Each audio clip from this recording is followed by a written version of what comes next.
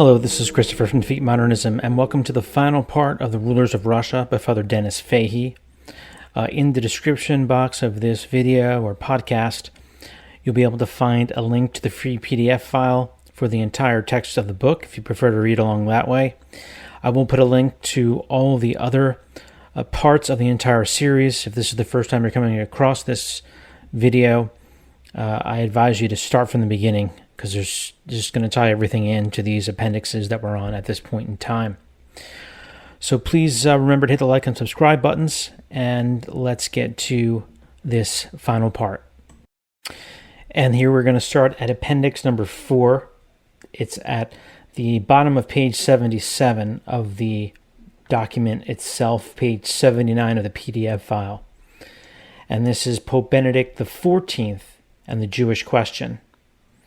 Was the encyclical letter of Pope Benedict XIV to the primate archbishops and bishops of Poland concerning what is forbidden to Jews dwelling in the same towns and districts as Christians. Venerable brethren, health and apostolic benediction. Through God's great goodness, the foundations of our Holy Catholic religion were first laid in the Kingdom of Poland.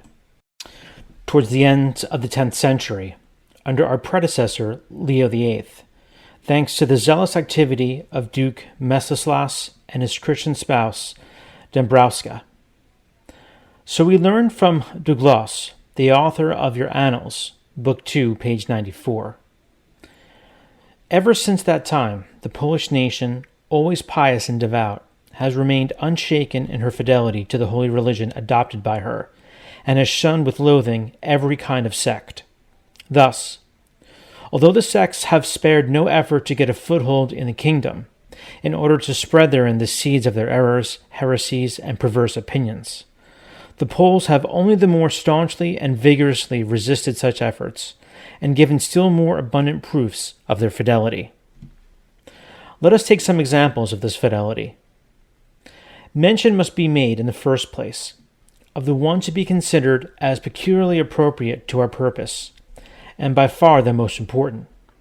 This is the spectacle, not only of the glorious memory, enshrined in the sacred calendar of the Church, of martyrs, confessors, virgins, men remarkable for their eminent sanctity, who were born, nurtured, and died in the Kingdom of Poland, but also of the celebration in the same kingdom of many councils and synods, which were brought to a happy issue.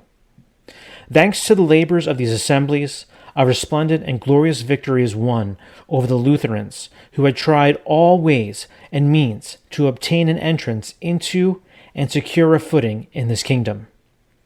For example, there is the great council of Pedrikow, which was held during the pontificate of our illustrious predecessor and fellow townsman Gregory XIII, under the presidency of Lipomanus, Bishop of Verona, and Apostolic Nuncio. At this council, to the great glory of God, the principle of quote-unquote liberty of conscience was prescribed and definitively excluded from among the principles governing the public life of the realm.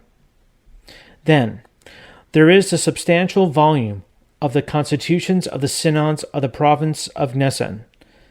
In these constitutions have been committed to writing all the wise and useful enactments and provisions of the Polish bishops for the complete preservation of the Catholic life of their flocks from contamination by Jewish perfidy. These were drawn up in view of the fact that the conditions of the time demanded that Christians and Jews should dwell together in the same cities and towns. All this undoubtedly shows clearly and fully what glory, as we have already said, the Polish nation has won for itself by preserving inviolate and intact the holy religion which its ancestors embraced so many centuries ago. Out of the many subjects of which we have just made mention, there is none about which we feel we ought to complain except the last. But concerning this point, we are forced to cry out tearfully, "The finest color is changed."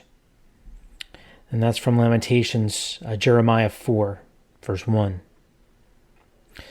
To put it briefly, from responsible persons whose testimony is worthy of credence and who are well acquainted with the state of affairs in Poland, and from people living in the kingdom, who, out of zeal for religion, have forwarded their complaints to us and to the Holy See, we have learned the following facts.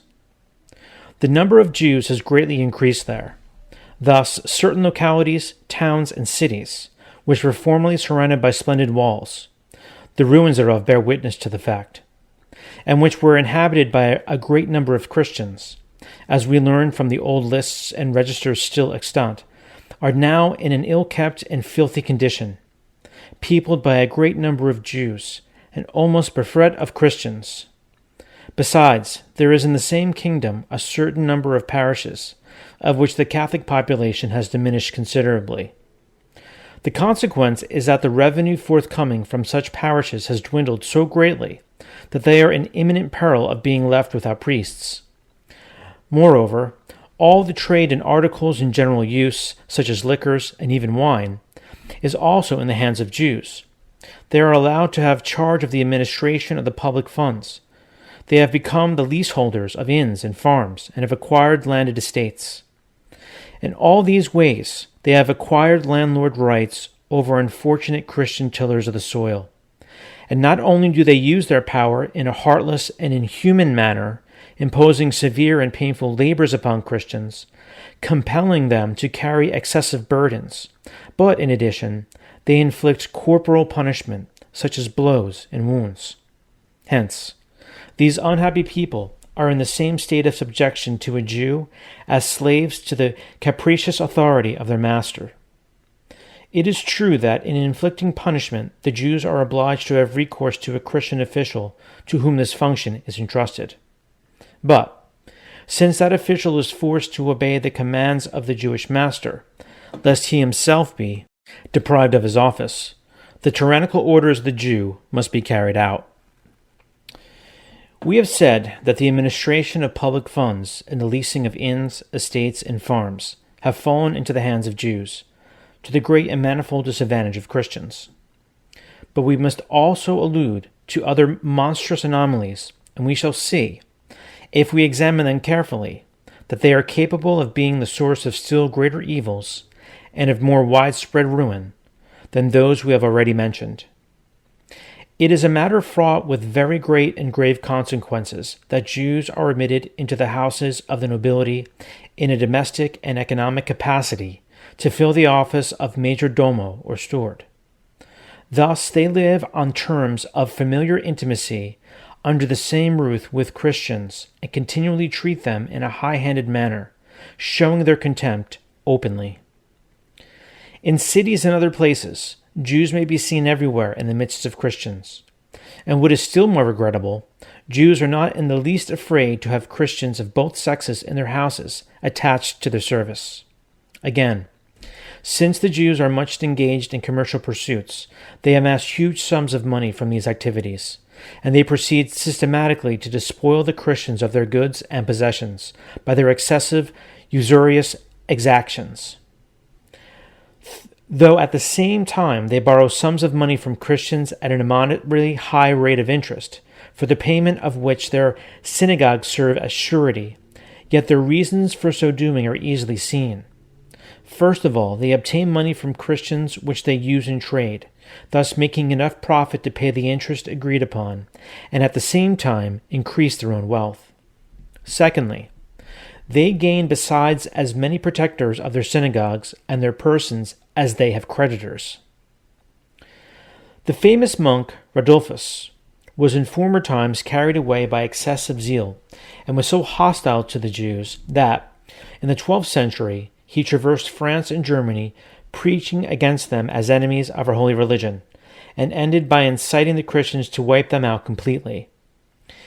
In consequence of his intemperate zeal, a great number of Jews were slaughtered. One wonders what that monk would do or say if he were alive today and saw what is happening in Poland. The great Saint Bernard opposed the wild excesses of Rodolphus's frenzy. In his 363rd letter, wrote to the clergy and people of eastern France as follows: "The Jews must not be persecuted. They must not be slaughtered or hunted like wild animals. See what the Scriptures say about them. I know what is prophesied about the Jews in the psalm. The Lord, says the church, has revealed to me his will about my enemies. Do not kill them, lest my people become forgetful. They are assuredly the living signs that recall to our minds the passion of the Savior. Moreover, they have been dispersed all over the world, so that while paying the penalty of so great a crime, they may be witnesses to our redemption." End quote. Again in this 365th letter, addressed to Henry, Archbishop of Mayence, he writes, quote, "Does not the Church triumph every day over the Jews in nobler fashion by bringing home to them their errors or converting them than by slaughtering them? It is not in vain that the universal Church has established all over the world the recitation of the prayer for the obstinately unbelieving Jews, that God may lift the veil from over their hearts, and lead them out of their darkness into the light of truth. For if she did not hope that they who do not believe may believe, it would seem to be foolish and purposeless to pray for them." End quote. Peter, Abbot of Cluny, wrote against Radulfus in a similar strain to Louis, King of the French. He exhorted the king not to allow the Jews to be slaughtered. Nevertheless, as is recorded in the annals of the venerable Cardinal Baronius, under the year of Christ 1146, he, at the same time, urged the king to take severe measures against them, on account of their excesses, in particular, to despoil them of the goods which they had taken from the Christians, or amassed by usury, and to use the proceeds for the benefit and advantage of religion. As for us, in this matter, as in all others, we follow the line of conduct adopted by our venerable predecessors, the Roman pontiffs. Alexander III forbade Christians, under severe penalties, to enter the service of Jews for any lengthy period, or to become domestic servants in their households. Quote, "They ought not," he wrote, "to serve Jews for pay in permanent fashion." End quote. The same pontiff explains the reason for this prohibition as follows, quote, "Our ways of life and those of Jews are utterly different, and Jews will easily pervert the souls of simple folk to their superstition and unbelief, if such folk are living in continual and intimate converse with them." End quote. This quotation concerning the Jews will be found in the Decretal ad hoc. Innocent III, after having mentioned that Jews were being admitted by Christians into their cities, warned Christians that the mode and the conditions of admission should be such as to prevent the Jews from returning evil for good. Quote, "When they are thus admitted out of pity into familiar intercourse with Christians, they repay their hosts, as the proverb says, after the fashion of the rat hidden in the sack, or the snake in the bosom, or the burning brand in one's lap." End quote. The same pontiff says it is fitting for Jews to serve Christians, but not for Christians to serve Jews, and he adds, quote, "The sons of the free woman should not serve the sons of the bondwoman. On the contrary, the Jews, as servants rejected by that Savior whose death they wickedly contrived, should recognize themselves, in fact and in deed, the servants of those whom the death of Christ has set free, even as it has rendered them bondmen." End quote. These words may be read in the Decretal Etsi Judeos.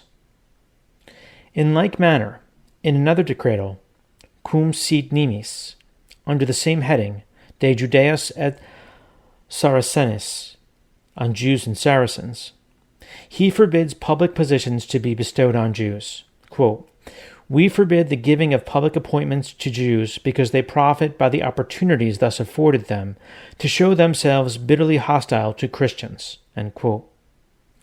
In his turn, Innocent IV wrote to St. Louis, King of the French, who was thinking of expelling the Jews from his domains, approving of the king's design, since the Jews did not observe the conditions laid down for them by the Apostolic See. Quote, "We, who long with all our heart for the salvation of souls, grant you full authority by these present letters to banish the above-mentioned Jews, either in your own person or through the agency of others." especially since, as we have been informed, they do not observe the regulations drawn up for them by this Holy See." End quote. This text can be found in Ronaldus, under the year of Christ, 1253, number 34. Now, if anyone should ask what is forbidden by the Apostolic See to Jews dwelling in the same towns as Christians, we answer that they are forbidden to do the very things they are allowed to do in the Kingdom of Poland, namely, all the things we have enumerated above. To be convinced of the truth of this statement, there is no need to consult a number of books. One has only to peruse the section of the Decretals de Judaeos et Saracens, on Jews and Saracens, and read the constitutions of the Roman pontiffs, our predecessors, Nicholas IV, Paul IV, St. Pius V, Gregory XIII, and Clement VIII, which are readily available as they are to be found in the Bullarium Romanum. You, however, venerable brethren, do not need to take upon yourselves even that much reading in order to see clearly how matters stand. You have only to go through the statutes and regulations drawn up in the synods of your predecessors, as they have been most careful to include in their constitutions everything that the Roman pontiffs have ordained and decreed concerning this matter.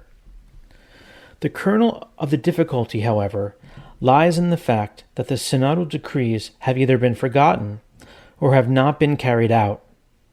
It is incumbent upon you, therefore, venerable brethren, to restore them to their pristine vigor. The character of your sacred office demands that you should zealously strive to have them enforced. It is meet and fitting, in this matter, to begin with the clergy, seeing that it is their duty to point out to others how to act rightly and to enlighten all men by their example. We are happy in the confidence that, by the mercy of God, the good example of the clergy will bring back the straying laity to the right road. All this you can enjoin and command with the more ease and assurance because, as we have learned from the reports of trustworthy and honorable men, you have not leased either your goods or your rights to Jews, and have avoided any dealings with them in lending or borrowing. You are thus, so we are given to understand, completely free from and unembarrassed by any business relations with them. The systematic mode of procedure prescribed by the sacred canons for exacting obedience from the refractory, in matters of great importance like the present, has always included the use of censures and the recommendation to add to the number of the reserved cases those which one foresees would be a proximate cause of danger or peril for religion. You are well aware that the Holy Council of Trent took every care to strengthen your authority, especially by recognizing your right to reserve cases. The Council did not merely refrain from limiting your right exclusively to the reservation of public crimes, but went much further, and extended it to the reservation of acts described as more serious and detestable, so long as the said acts were not purely internal. On divers occasions, in various decrees and circular letters, the congregations of our august capital have laid down and decided that under the heading of, quote, more serious and detestable offenses, end quote, should be ranked those to which mankind is most prone, and which are detrimental to ecclesiastical discipline, or to the salvation of the souls entrusted to the pastoral care of the bishops. We have elaborated this point at some length in our treatise on the Diocesan Synod, Book 5, Chapter 5. We beg to assure you that every help that we can give shall be at your disposal to ensure success in this matter. In addition, to meet the difficulties that will inevitably present themselves if you have to proceed against ecclesiastics exempt from your jurisdiction, we shall give to our venerable brother, the Archbishop of Nicaea, our nuncio in your country, suitable instructions on this point, so that you may be able to obtain from him the faculties required to deal with the cases that may arise. At the same time, we solemnly assure you that when a favorable opportunity offers, we shall treat of this matter with all the zeal and energy we can muster, with those by whose power and authority the noble kingdom of Poland can be cleansed of this foul stain. Do you, venerable brethren, first of all, beg with all the fervor of your soul the help of God, who is the author of all good. Implore his aid also by earnest prayer, for us and for this apostolic see, embracing you in all the fullness of charity, we very lovingly impart, both to you and to the flocks committed to your care, the apostolic benediction, given at Castel Gandolfo, 14th of June, 1751, in the 11th year of our pontificate. Could you imagine if an encyclical letter like this came out today, the backlash there would be? But this is the true traditional Catholic teaching. This has more or less always been the teaching for 2,000 years. And it's only with the rise to power of the Judeo-Masonic imposter, quote-unquote, popes, the traitors, really what may appear to end up being Marrano Jews coming in, like Paul VI, John Paul II, primarily based upon their mothers. But that's really a video for another time. Some of that I did cover in 2 video series, the diabolical secret of the new Mass of Paul VI, and then the other series was John Paul II, the Masonic saint. Goes into much more detail about their actual background and history. But John Paul II condemned, I think, maybe a dozen popes of the past and several dogmatic councils, canon law, with his ridiculous decrees on the Jews. I mean, if anyone actually knew and took time to read the Talmud, you would know that they're not our elder brothers. We do not share the same faith as them. They do not worship the same God as us. And if you just look at the other papal bulls and decrees and councils of the church, it follows what Jesus had said, that, to the Jews, you are of your father the devil. And that's who their father is. And St. Paul also speaks out against the Jews in the following text.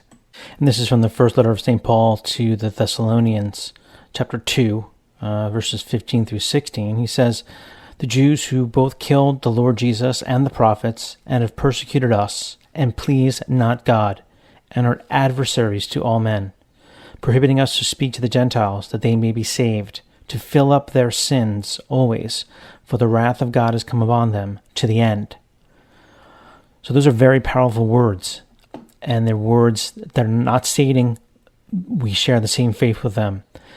You saw the picture just before of John Paul II entering the synagogue and speaking to a rabbi there. Benedict XVI has done the same, as is Francis. These are men who are in union with the synagogue of Satan and not opposing it, which is why they enter the synagogue, not to convert these lost souls to the true faith, but to put their false, lying religion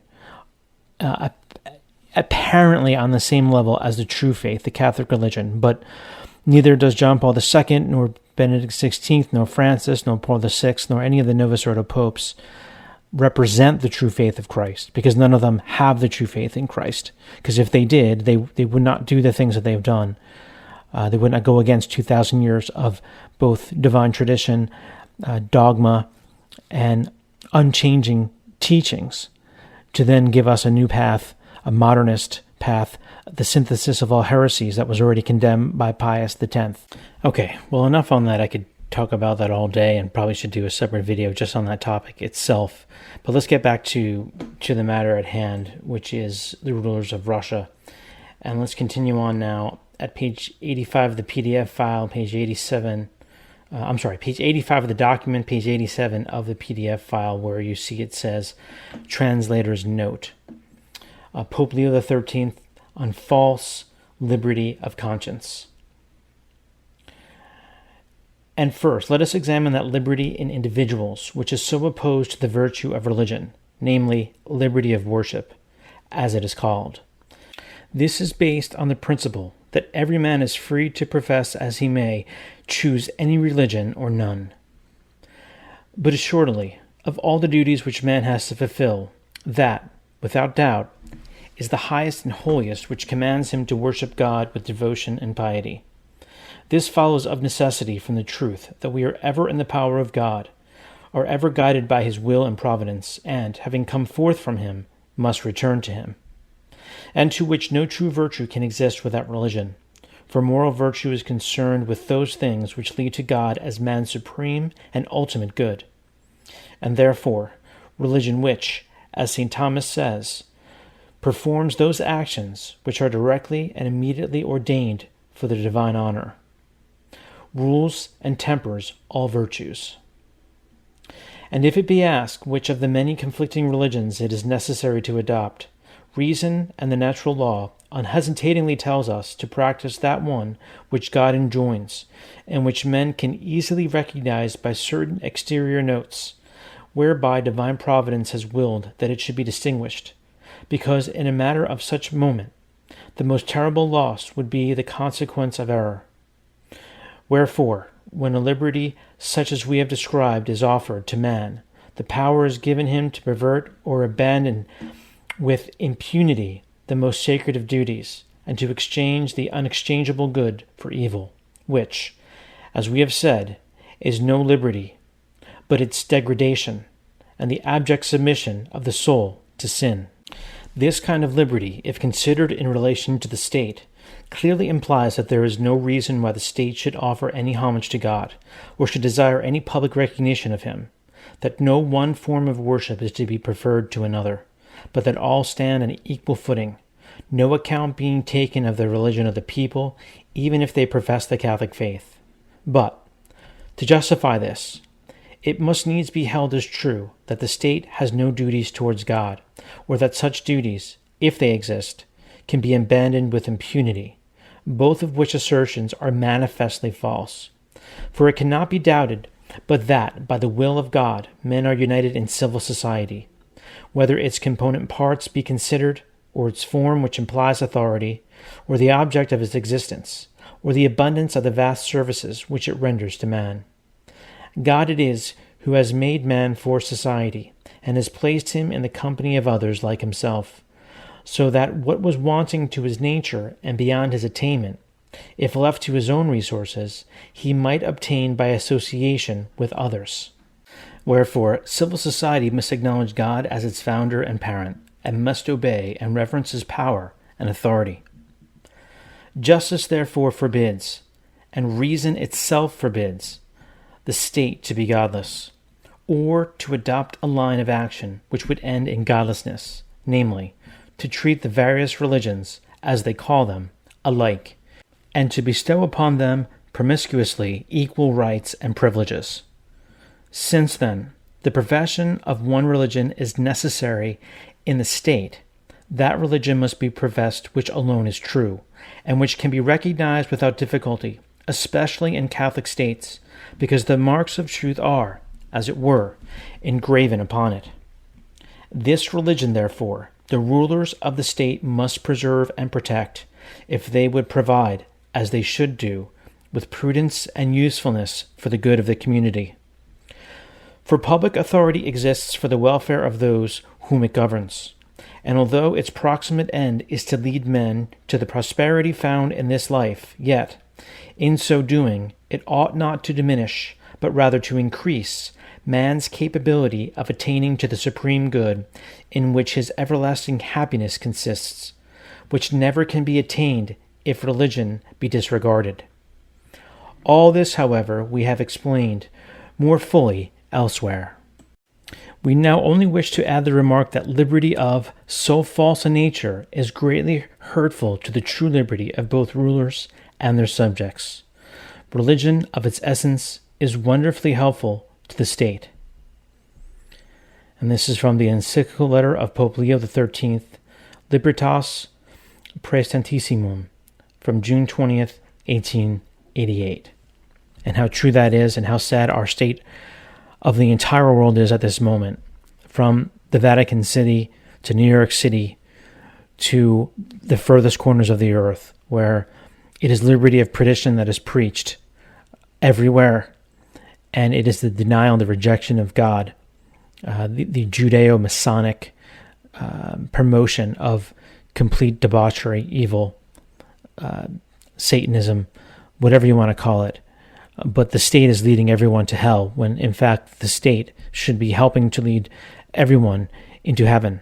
And so now, as Basically, almost every institution on earth is godless, including the Vatican, which has lost the faith. As Our Lady of La Salette warned, Rome will lose the faith and become the seat of the Antichrist. That has definitely happened, and now we're just waiting for the Antichrist to actually reveal himself to the world. But now let's continue on to Appendix 5, which is entitled The Functioning of the Gold Standard Monetary System. And this is very interesting given what we're seeing happening now in the stock market and markets throughout the world as we prepare for the so-called Great Reset, or the Great Collapse of the economies, to bring forth this Mark of the Beast system. And so now we'll continue on that second section there of page 87 of the text, page 89 of the PDF file, Appendix 5. Lest some of my readers may think that I have insisted too much upon the disastrous effects of the monetary system associated with the gold standard, a few words may be helpful. Money or token wealth has been invented, to use St. Thomas's expression, for the convenience of exchange and as a measure of things saleable. Thanks to it, families can procure, by the process of exchange, far more easily than by barter, that sufficiency of nature's goods or real wealth needed by their members for a virtuous life. The fact is, however, that the gold standard system does not aim at the distribution of socially produced wealth, but at making money a source of revenue to the issuers and a means of arriving at the greatest possible control for them by the creation and perpetuation of debt. As a measure of things saleable, money is meant to be stable. The yard measure and the pound avoirdupois may not be altered arbitrarily. Yet, quote, "We are in an age of monetary policy," end quote, writes Professor Soddy, "when the value of it is continually altered by the means well known to the banking profession to make it worth less or more, thus to raise the price level or to lower it. In all this, there is not given a moment's consideration to the most elementary principles of justice to the owners of the money, who have a right to receive again value equivalent to that which they have given up." End quote. Arbitrary changes in the volume of currency cause prices to rise or decline, and these arbitrary changes affect the welfare of every citizen. How are they affected? By the contraction and expansion of credit due to movements of gold. Thus we have fixed foreign exchanges with fluctuating internal price levels. Those who control gold can manipulate the volume of credit, thus controlling the price level in different countries. And this power can be used to acquire mortgages not only over entire industries, but over whole countries. We read in the Builders Merchants Journal of January 1939, quote, "For instance, by the judicious transference of, say, 10 millions of gold from France to England, a systematic depreciation of probably 10 times that amount could be brought about in the market value of French securities without undue difficulty, and a corresponding rise effected on the English exchange. By then transferring the same amount of gold from London to New York, a similar double effect could again be achieved. Next, by transferring the gold from the United States of America to, say, Belgium and the Netherlands, the process could be once more repeated. Then, by switching the bullion across to England, a similar rise and fall would result. Finally, by shipping the gold from London back to its original resting place in Paris, French securities would be restored to normal, and British stock values again depressed. The alteration in market values in the case of every gold transfer as above outlined would probably be at least 10 times the amount of the bullion actually shipped, and the astute individuals engaged in the execution of this interesting financial roundabout might within the space of 2 or 3 years amass via nominees anything from, say, 100 million British pounds to 500 million British pounds by judiciously exploiting the possibilities of the markets and without arousing outcry or general suspicion amongst the investing public. No wonder it becomes possible for banks and other big financial interests to hold quote-unquote blanket mortgages not only, in effect, over entire industries, but also to all practical intents and purposes, over whole countries, end quote. A concrete example of the swindling depicted by the Builders Journal is given by the late Arthur Kitson in his book The Banker's Conspiracy, published in 1933. On pages 79 and 80 of that work, we read, quote, "Some years ago, the Banker's Magazine gave a startling example of the appreciation in the prices of 325 of our representative investments caused by the withdrawal of 11 million British pounds in gold from the Bank of England by a group of American financiers. The transfer of this amount from London to New York during a period of a few weeks caused a fall of prices equivalent to 115,500,000 British pounds. The absorption of the same gold caused a corresponding advance in the prices of certain American securities. By first selling English securities and buying American, they had merely to transfer so much gold and afterwards reserve the transactions by buying and selling respectively, and the game was won. As a well-known financial writer stated at the time, quote, these speculators were playing upon two tables at the same time, one in London and the other in New York, with the certainty of winning on both, end quote. When a country has been impoverished and disorganized by a stock exchange coup, such as has just been mentioned, an attack on the property of the Catholic Church and the religious orders can be successfully launched by the Masons and other anti-supernatural elements. A typical example is to be found in Spain between 1834 and 1840. The Rothschilds were anti-Carlist in the War of Succession, which was going on, because they feared that the success of Don Carlos would mean that they would lose the famous Almaden quicksilver mines. By a quote-unquote bear operation on the stock exchange, the Rothschilds sent Spanish securities tumbling down. The Prime Minister, Count Terreno, was forced to resign, and the Rothschilds realized a profit far beyond the amount of the bribe they had given him previously. Count Terreno was succeeded by Mendizábal, a Jew by race and religion. He had been speculating in Spanish securities, but had got the tip from Nathan Rothschild when the Rothschilds decided to bring about the slump. Mendizábal increased the Spanish deficit. All that and more can be learned from the Count Cordi's Reign of the House of Rothschild. It will serve as a commentary on the laconic information we get in the Catholic Encyclopedia article on Spain, wherein we read, quote, the liberals ruled, except in the provinces occupied by the Carlists, and the moderate ministry of Martinez de la Rosa was succeeded by those of Terreno and of Mendizábal, who put up the possessions of the Catholic Church for sale. And this was 1836, end quote. The Catholic Encyclopedia omits to say that all the convents, with some exceptions, had been confiscated in 1835. It makes no reference to the collusion between Rothschild and Mendizábal. Stabilization of the internal price level of countries is one of the most needed social reforms in the natural order. Without it, the demand for social justice becomes a mockery. Quote, stabilizing money takes the money factor out of price fluctuations and leaves just the non-monetary factors of demand and supply of commodities. As one well-known writer on these subjects has pointed out, the money factor is like the tides of the ocean, and the commodity demand and supply factor is like the waves of the sea.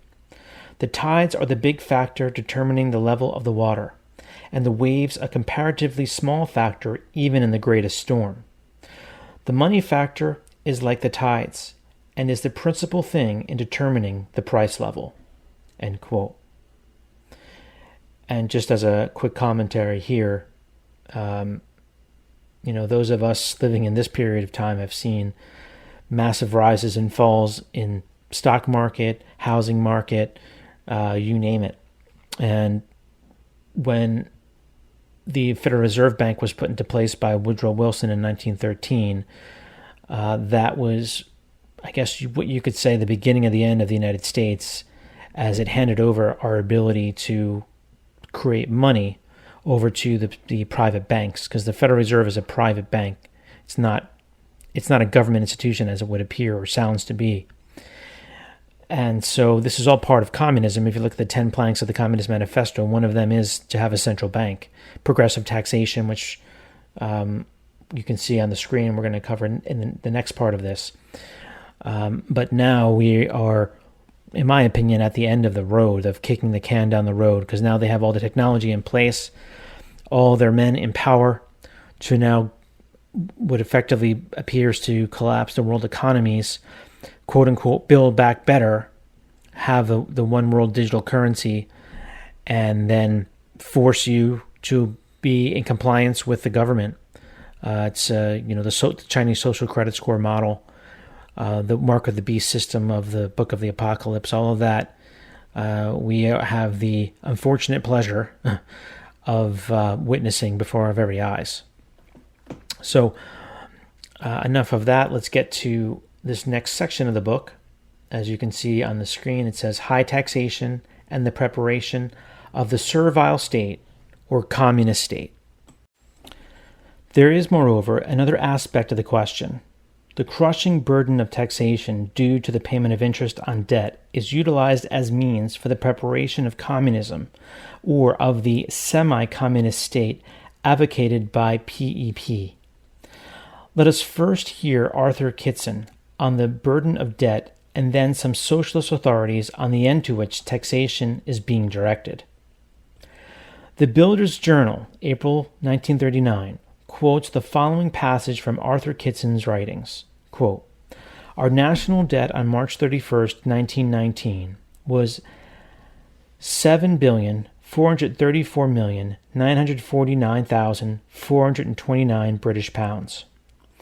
From 1920 to 1933, inclusive, there has been paid towards the redemption of the national debt £4,104,843,063 British pounds. During the same period, there has been paid in interest charges on the debt £4,288,925,186 British pounds.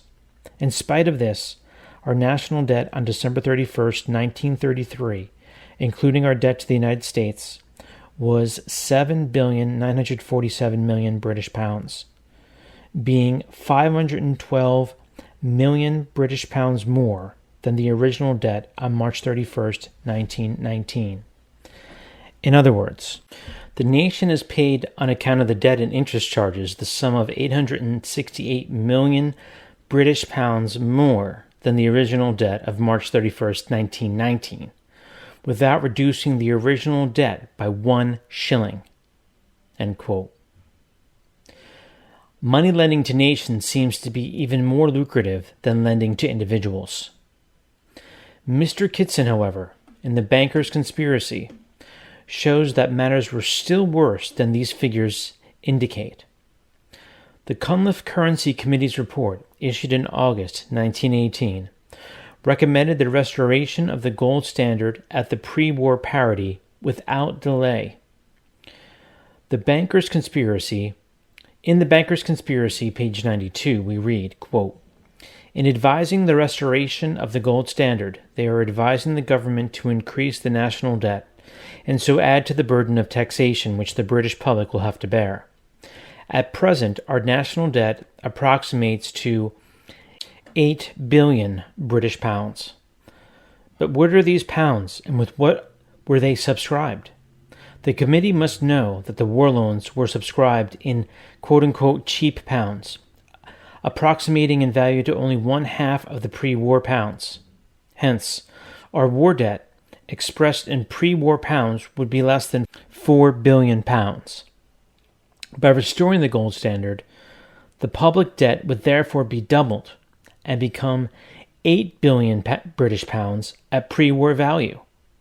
Hence, every taxpayer would be compelled to pay twice the amount of taxes on his products and services, by reasons of the committee's recommendations. Very nice for the moneylenders and war loan subscribers, but rather hard on the wealth producers and taxpayers. The moneylenders' code of morals, which the committee apparently endorses, is that Well, it is very wicked for debtors to defraud their creditors. Creditors are quite justified in robbing their debtors. This seems to be the moral basis of the gold standard." End quote. It may be well to add that Mr. Winston Churchill restored the gold standard in 1925. On the other hand, this high-taxing, high-spending policy is laid down in innumerable socialist handbooks as an essential preliminary to the imposition of full socialism. Private enterprise is to be so crushed with burdens of every sort that it is glad to throw in the sponge and quit. "Taxation is the chief means," says Britain's Socialist Fabian Society in its tract number 127, adding that, quote, "To the socialist, the best of governments is that which spends the most." End quote. Similarly, emphatic was a leading American exponent of socialism, the late Morris Hillquit, a Jew whose real name was Miska Hilkowitz, who pointed out in his Socialism Summed Up, written in 1913, that by high taxes, shorter hours and shorter week, freedom to strike, etc., the owners of businesses could be reduced to the point of being glad to be taken over by the state. Another eminent Jewish socialist, Professor Lasky, of the London School of Economics, is equally strong on, quote, "the weapon of taxation."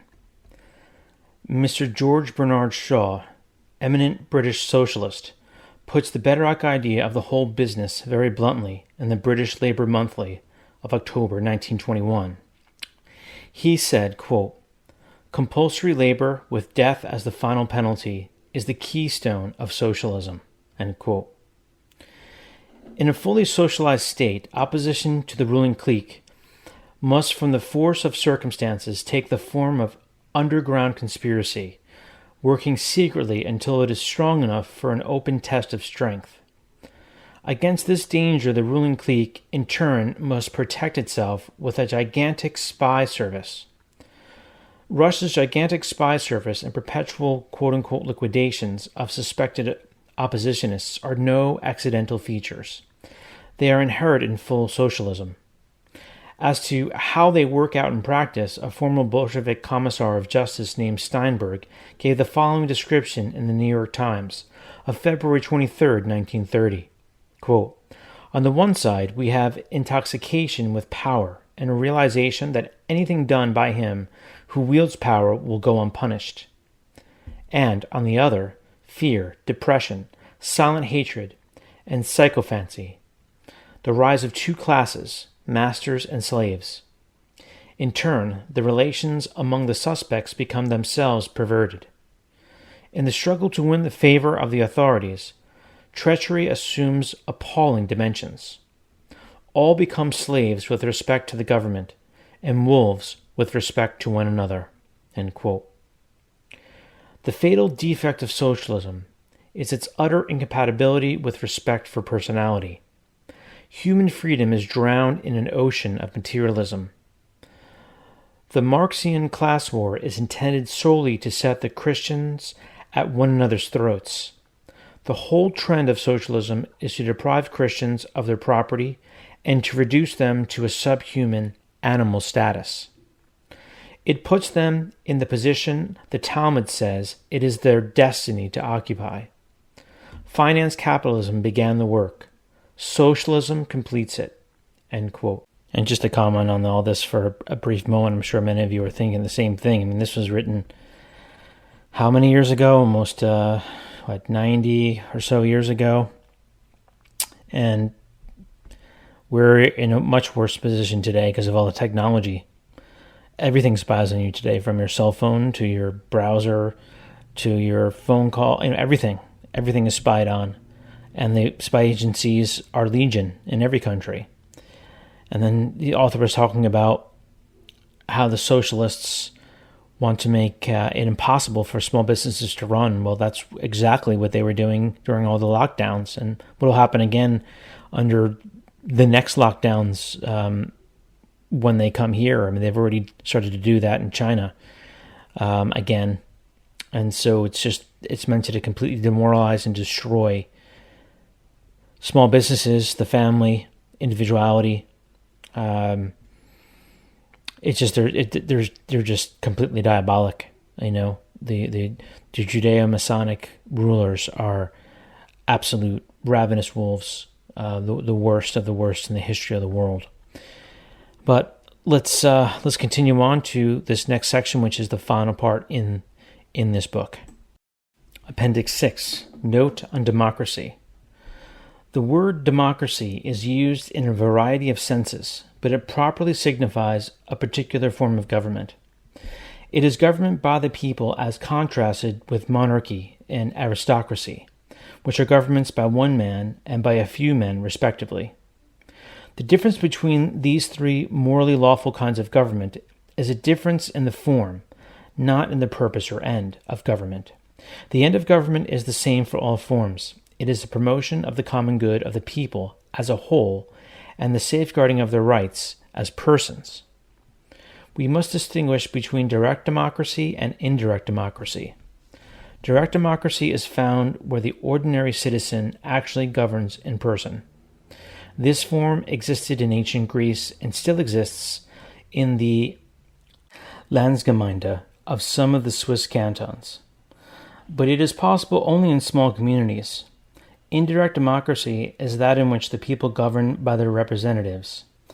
This is the only form of democracy possible in large states or nations. But here again we must subdivide, for there are two kinds of indirect democracy, the legitimate form and what we may call the Rousseauist Masonic form. The legitimate form of indirect democracy is that in which those who govern are firstly chosen from among the whole people, and secondly designated by the votes of the whole people. Authority has its source in God. This is democracy as understood by St. Thomas.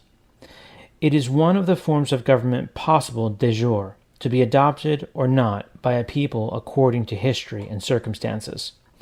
In certain circumstances it will give excellent results, but it will not do so infallibly. The Rousseauist Masonic form of indirect democracy should rather be called democratism. It is a philosophico-religious myth based upon two dogmas. Firstly, the dogma of the sovereign people, that is to say, of the people always in possession of sovereign power, of which they, not God, are the source, and considering those who govern as their delegates. These delegates owe obedience to the people instead of being looked upon as rulers who must be obeyed. Secondly, the dogma that the vote of the people makes or creates what is right and just, thus again exalting man to the place of God. In spite of the fact that this Rousseauist Masonic democratism has been frequently condemned by the Catholic Church, the functioning of legitimate democracy is deeply influenced by these errors. Many Catholics proclaim that, quote, the people can do no wrong, end quote, and that, quote, all men are equal, without being aware of the Rousseauist tinge of their thoughts. Many politicians seem to think that a majority at an election puts them above the moral law. These evils are intensified by the fact that behind the facade of democracy, states and nations have come to be dominated by private financial interests. Quote, this domination is permanent, irrespective of the party in office. All parties require money, and it often becomes profitable to the money power to finance all alike. Party government has completely failed during recent years to give the nation any real protection against the most dishonest and unprincipled manipulations of the money system by private interests which have turned legislatures into a marionette show with puppets moved on wires from behind the scenes. End quote. What masquerades as democracy throughout the world is, therefore, in great part, government by certain financial groups more or less inspired by Rousseauist Masonic naturalist theories. And this ends the Rulers of Russia by Father Denis Fahey. I hope that you learned a lot from this. I know reading this again for I think the third time now has been great, because it's so, everything is even so more in our face today of what he warned about and what some of these documents in the appendix that we just read had warned about. We're living through this new world Judeo-Masonic order, and we are what appears to be at the final stages of this next stage of the world revolution, which personally I think will bring forth the Antichrist, the individual, the man of sin. I guess we'll soon find out. But that's why it's so important to read these works from before the 1960s, because what the Catholic Church warned of and had been warning of, with all the old encyclical letters and the writings from these great minds like a Father Fahey, it gives you clarity and it helps you understand what is happening. Why is this happening today? Why are we in this situation? What is the truth? This makes it all clear, and it tears off the mask of Freemasonry, the mask of Talmudic Judaism, the mask of the financial system and the forces that are all there not to free us, but to enslave us and ultimately to try to lead as many men to hell as possible.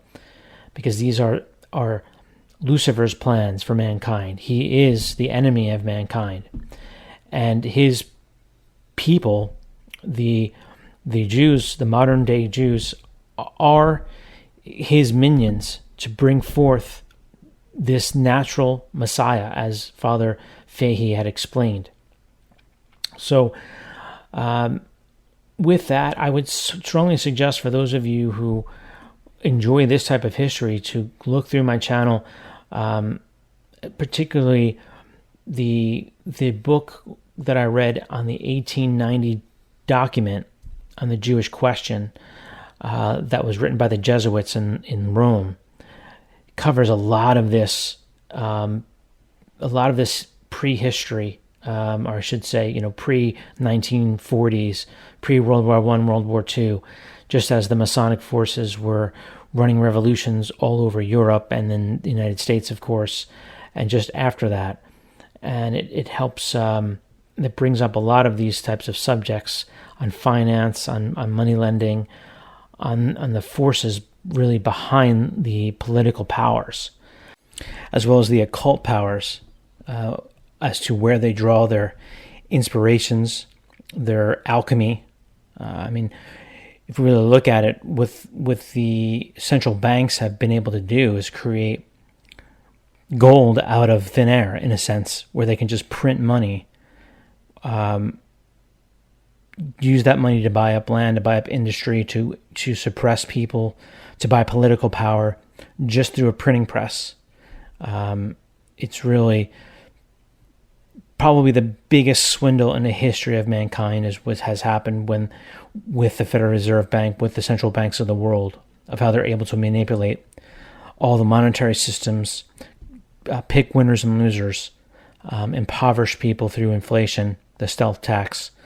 It's really such a diabolical plan that only the evil one could inspire the minds and hearts of these wicked people who are implementing this for their own power, for their own wicked ends.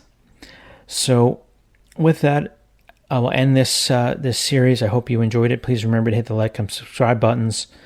Please also subscribe to my Odyssey and my Podbean podcast channels. And please keep in your prayers. Thank you.